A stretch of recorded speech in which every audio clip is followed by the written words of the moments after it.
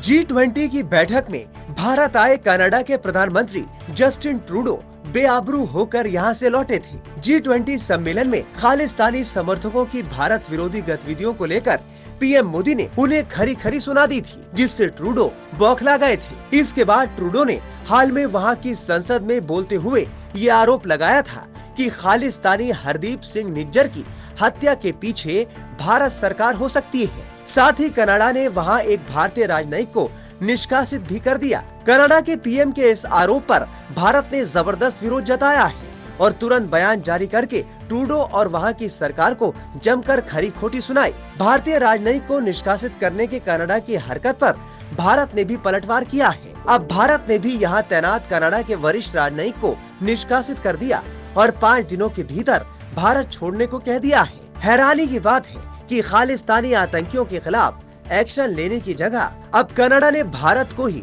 आंखें दिखाना शुरू कर दिया है। खालिस्तानी आतंकी निज्जर की हत्या को लेकर कनाडाई प्रधानमंत्री जस्टिन ट्रूडो ने भारत पर आरोप लगा दिए हैं। इतना ही नहीं, निज्जर को कनाडा का नागरिक बताते हुए इस मामले में वहां की सुरक्षा एजेंसियों की जांच करने की बात भी कही है। जून 2003 में निज्जर की हत्या हो गई थी। कनाडा की सुरक्षा एजेंसियों के मुताबिक निज्जर को 2 हमलावरों ने गोली मारी थी। ऐसे में आइए आपको उस आतंकी निज्जर के बारे में बताते हैं जिसकी मोहब्बत में ट्रूडो आतंकी प्रेमी बन गए हैं। निज्जर खालिस्तान समर्थक आतंकवादी था। उसे भारत की सुरक्षा एजेंसियों ने भगौड़ा और डेजिग्नेटेड टेररिस्ट यानी आतंकवादी घोषित कर रखा था। राष्ट्रीय जांच एजेंसी यानी एनआईए ने भगौड़े निज्जर पर 10 लाख रुपए का इनाम घोषित किया था। निज्जर मूल रूप से पंजाब के जालंधर जिले के भरत सिंहपुर गांव का रहने वाला था। खालिस्तानी आतंकी निज्जर खालिस्तान टाइगर फोर्स का प्रमुख भी था। उसने 2014 में 5 लोगों के साथ मिलकर खालिस्तान टाइगर फोर्स की स्थापना की थी। निज्जर कनाडा कैसे पहुंचा था, इसकी भी एक छोटी सी कहानी है। कनाडाई मीडिया टोरंटो सन की रिपोर्ट के मुताबिक निज्जर 1997 में फर्जी पासपोर्ट के जरिए शरणार्थी बनकर कनाडा पहुंचा था। शरण के लिए उसने पाकिस्तानी सरकार को अर्जी दी, जिसे खारिज कर दिया था। लेकिन कनाडा की नागरिकता हासिल करने के लिए उसने ठीक 11 दिन बाद कनाडाई मूल की एक महिला से शादी कर ली और इस तरह उसे कनाडा की नागरिकता हासिल हो गई। कनाडा पहुंचते ही वो खालिस्तानी आतंकवाद को समर्थन देने लगा। वो गुरुपवंत सिंह पन्नू के आतंकी संगठन सिख फॉर जस्टिस से जुड़ा हुआ था। खालिस्तान के लिए जनमत संग्रह करने की कोशिश करने वाली जमात में निज्जर का नाम काफी आगे था।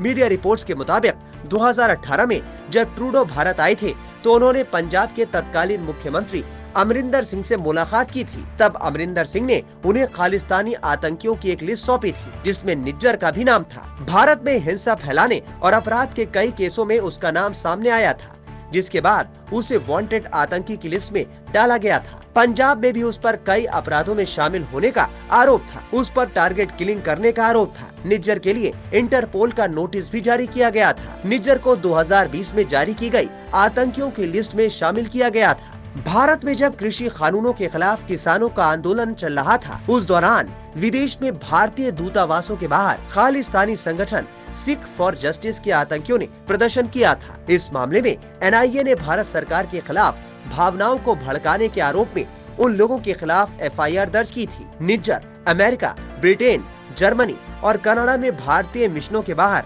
भारत विरोधी प्रदर्शनों का आयोजन करता था। निज्जर की मौत से पहले एनआईए ने निज्जर के संगठन के करीबियों पर शिकंजा कसने के लिए पंजाब में कई जिलों में दबिश दी थी। जाहिर है, इतने खतरनाक आतंकी की मौत पर चैन की सांस लेने के बजाय कनाडा भारत पर ही अनर्गल आरोप लगा रहा है और इसके लिए उसने भारत कनाडा संबंधों को ताक पर रख दिया है। Times now of Bharat digital की रिपोर्ट।